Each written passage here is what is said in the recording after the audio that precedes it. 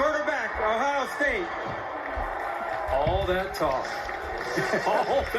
all that noise. You're going to see a lot of emotion here. For those of you who might not have followed the build-up to the draft as closely, there is a spatial awareness test about how you track things visually that some teams use for the quarterbacks. C.J. Stroud, according to reports, didn't do as well. Would he fall?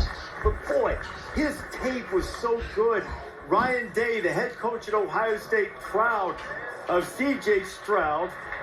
First player in Big Ten history to have 40 or more touchdowns in 2 straight years. Now, he wasn't always the guy coming up. He believes there was a moment on this journey when he realized that this was possible. He's at the Elite 11, a prestigious proving ground for high school quarterbacks.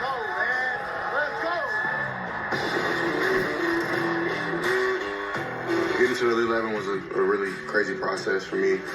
I ended up going to the LA Regional, and I remember having a really good camp, but they chose Jack Miller and Percy Young. And I just kept emailing, kept fighting, kept calling, kept scratching just to get to that camp. I got a phone call from a random number. I picked it up, and it was the director of the Elite 11, and he told me I was invited. I broke down, started crying. Mom, they invited me. Oh my God. It was time to go to work to show the world what I can do. So we won the 7-on-7 championship, and then I broke the high score for the pro day, and then I became MVP. I want you to know you shredded from start to finish for that 2019 Elite 11 MVP, man. And I get probably like 20 offers the next hour, and it was kind of crazy just because I knew my life had changed forever. And it changed again. Another chapter for C.J. Stroud. Rancho Cucamonga in California is high school. The watch party there, they're delighted to see that their guy C.J. Stroud is on his way to the NFL with the Houston Texans, second overall pick. One thing about C.J. Stroud is all you have to do is watch the film. You don't have to look at his personal workout or the testing. Just turn on the film. And he sits in the pocket, and he's the most accurate quarterback, in my opinion, in this draft.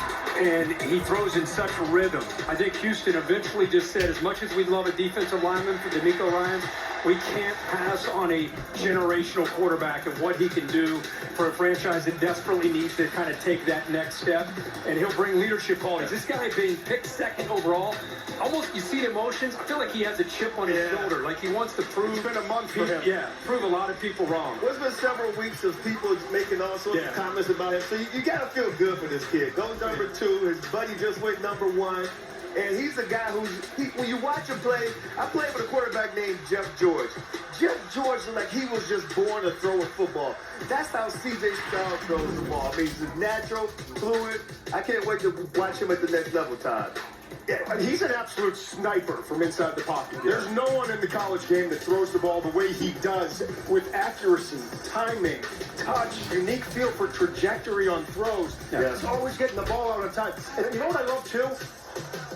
In 2 bowl games, look at what he did. Against Utah, without his 2 wide receivers won the first round, Chris Olave, Garrett Wilson. What did he do? He went out and set a Rose Bowl record, 573 yards. And then last year, no shot against Georgia, right? No shot. Something almost they got him number 2. Yeah, that's on him number 2. You know why? Because we saw the mobility and beyond just the mobility, the fight. Hey, I got this thing over my dead body. And it happened over his dead body, but he gave everything he had that day and almost pulled off a massive upset.